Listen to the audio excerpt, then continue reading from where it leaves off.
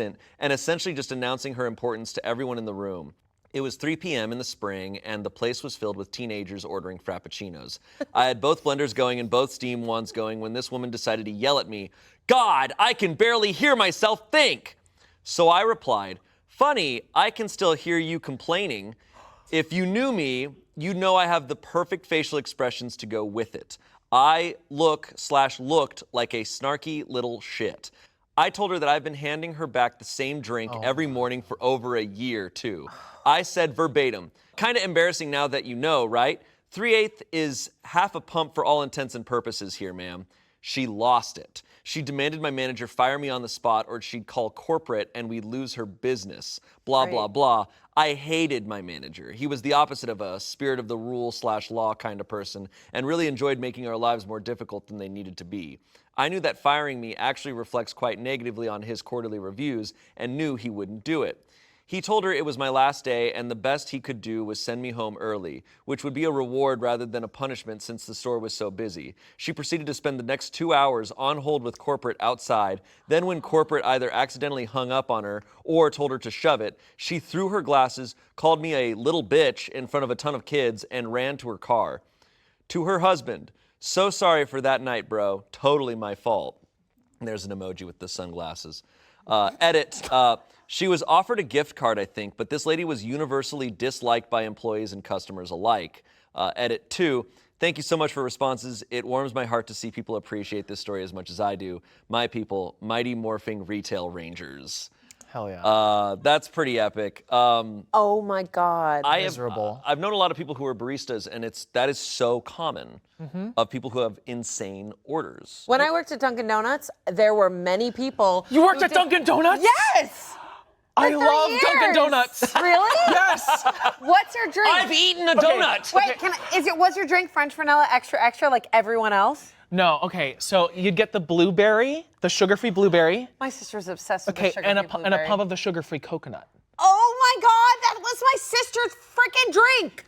Okay, keep going. I thought we were gonna kiss. I love that. Wait, that was my sister's drink. She was like the blueberry and the coconut together. Amazing. Do you recall an absolutely insane order that? All the time. We would get it all the time. We would get like teenagers from my high school who would be like French vanilla extra, which is extra cream, extra sugar, mind you. And then we would get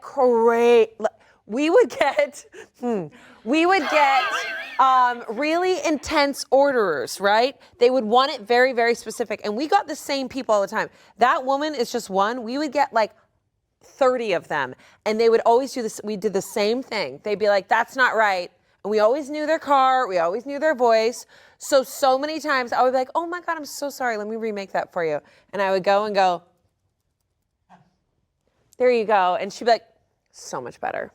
And I wouldn't do anything. I would just shake it. It's just a power and give thing. it back. It's a power thing. It's just a power thing, because in my mind, Placebo effect too. in my mind, I'm like, if you're this specific about a drink and you need it made handcrafted in a certain way, don't go to Starbucks. Starbucks, in my mind, I'm like, that's fast food. You go there for like, bam, give me something, throw it in my face. Or Dunkin' Donuts. Can't believe you're the blueberry coconut. I don't know a single other person. That's me. That likes that. I love it. Yeah, there are just some people who, because on the games channel, we just did a storytelling thing. So I worked at Burger Lounge, which was like a fancy burger place, but was it? Some people just have this thing where they're like, I need to like execute my power to remind myself of my worth and give myself something to cling on to. Yes. And they love doing this. It's like if you were getting your car custom made and it cost you like $80,000 per part or whatever, it's like, yes, be intense about it. But it's like, this is a $7 drink. These people are like, in college. Yeah. It's like, please. They have to exert their control somewhere. To me, I'm like, what's happening in your life where you feel like you don't have control? Yeah. And But I also think there is a mindset, especially I do think in America, of viewing retail and service workers as not human. Completely. Because I can't help when I'm ordering something and it's a Starbucks or something like that, and the place is jam-packed. I put that context into it, and if I order and they get my order completely wrong, I'm like, I'm just gonna drink this because look at what's going on here. This is insane. You know, I can't help but remove that. Weirdly enough, though, when you work in the service industry, I would rather have someone be like, I'm so sorry, like this isn't right. This isn't what I ordered. And I'd be like, oh, okay, I got you. It's the way you do it. I don't mind that. Yes, it's the execution. In America, everyone should work in the food service industry for at least a year. Yeah, That I is mean, my look, pitch.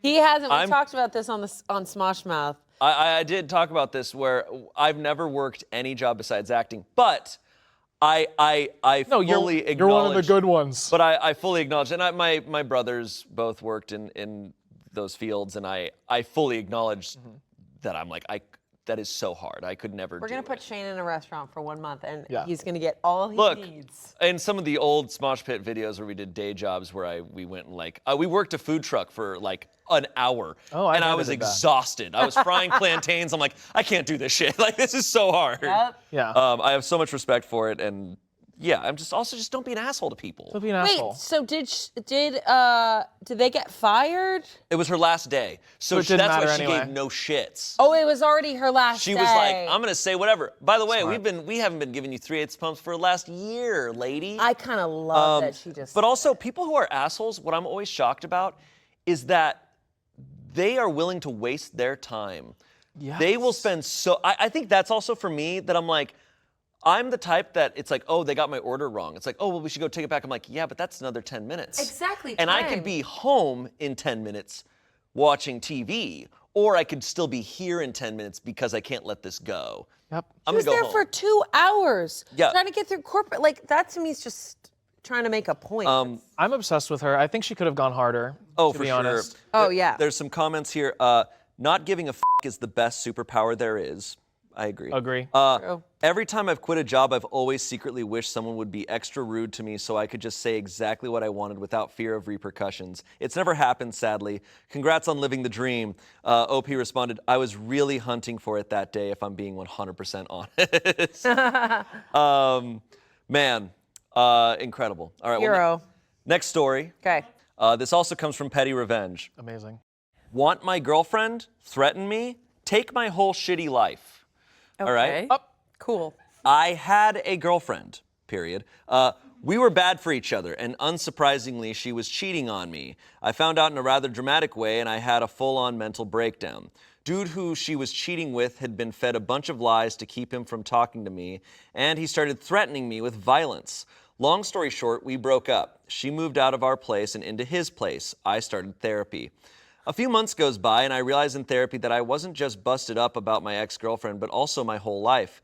I decided to find a new job, a new place to live, everything. Got the ball rolling, and the day I got my new job offer, I saw an email come into our jobs at inbox at the company I was working for. I recognized the name as the guy who was threatening me and now living with my cheating ex. So I referred him to my boss, talked about how great he was, how I'd only heard good things, and hey, because I was putting in my 2 weeks, they should definitely hire him. Dude comes in for an interview. I'm on the panel. When we're in the room together alone, he's like, dude, I'm so sorry, bro, for all the things I said. Thank you so much for helping me out.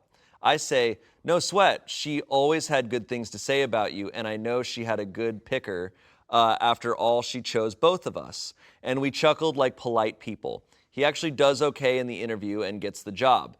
That job was a shit show. I'm not exaggerating when I say that it is the worst job I ever had. The place that I was moving to was paying twice as much for a third of the work. I was so relieved to be leaving.